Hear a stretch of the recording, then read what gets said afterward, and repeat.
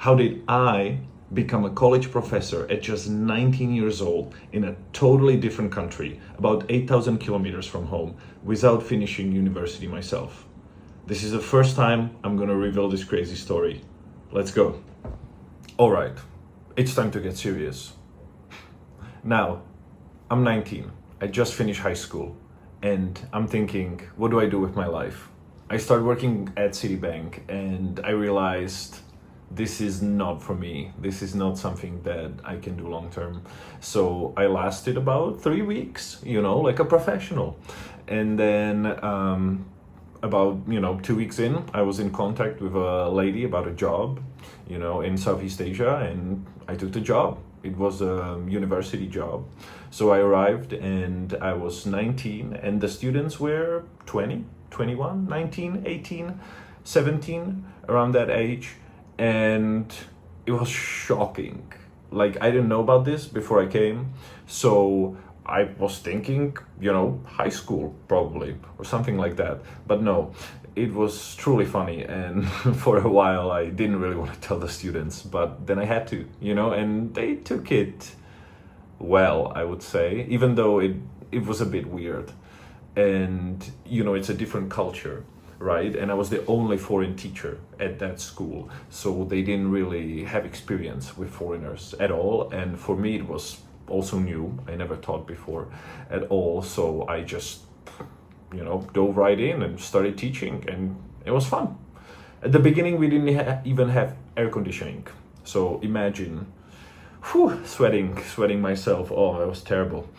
But then we got aircon and everything was great. So I really enjoyed it. It was a good time. There were a few moments where, for example, on Teachers' Day, right, there was a lot of expression of gratitude that I feel like we're not used to in the West, and a lot of bowing and things like that, like people just showing respect in ways that I've never experienced before. So that was really fun as well. And yeah, I wasn't earning a lot of money. I was making about $500 at that time. So about 8 years ago, I was making 500 US.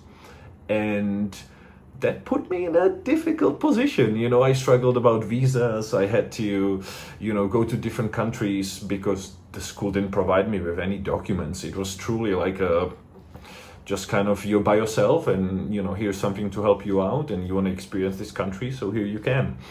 But yeah, I struggled a lot at that time because I had to leave every 2 months. I had to leave the country and then, come back and deal with immigration, which is always very stressful, to be honest, very stressful.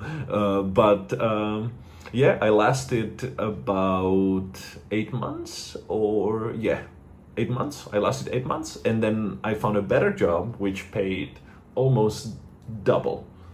But that wasn't a university, so it's not time for that just now. But one last story before we finish.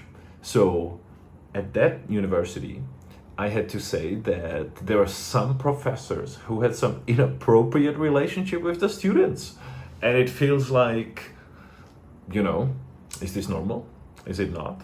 And, for me, like, at least in my country, this is not okay, right? So I didn't really do anything, but it just felt, it was weird to see because it was so normalized, I would say. So I've seen maybe 2 or 3 relationships, right, between a teacher and a student, and,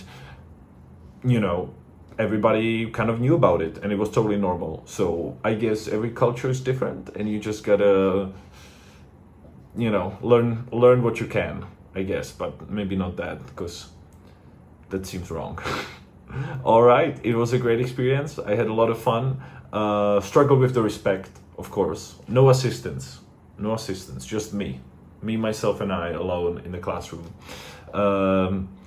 Students had to sometimes get on their knees to talk to the teachers. That's just how the culture is. So that just was also kind of weird. Yeah, it was awesome. I'm really happy I did it, and it totally built a lot of character, and I feel like I've learned a lot, and I went from somebody without any teaching experience or any actually working experience that much at all to teaching at a university, and so everything's possible. All right, thank you so much for watching, and don't forget to like and subscribe, because this is my first video and I really want to do some more content, so please support me. It would mean a lot. Thank you so much, everyone. Thank you. Bye bye.